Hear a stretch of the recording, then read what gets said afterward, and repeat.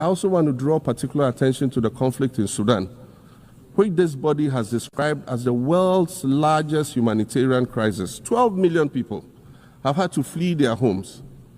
And when we speak of migration, we refer to the 12 million new Sudanese refugees, whom we as a global community should be willing to assist in much the same way that many member nations readily assisted new refugees coming out of Ukraine. Let's dispense with the euphemisms and dog whistles and speak frankly.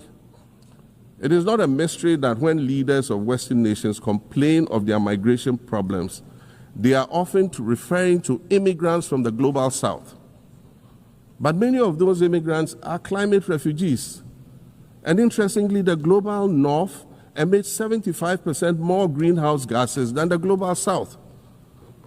However, the effects of climate change are more severe in the global south because we lack the resources to address them effectively. And so when the desert encroaches on our villages and towns and they become unlivable, we are forced to flee.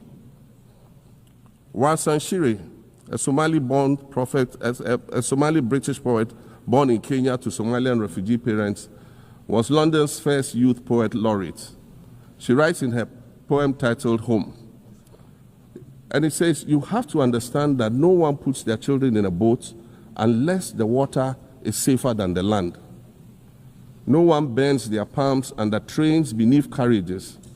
No one spends days and nights in the stomach of a truck feeding on newspaper unless the miles traveled mean something more than just a journey.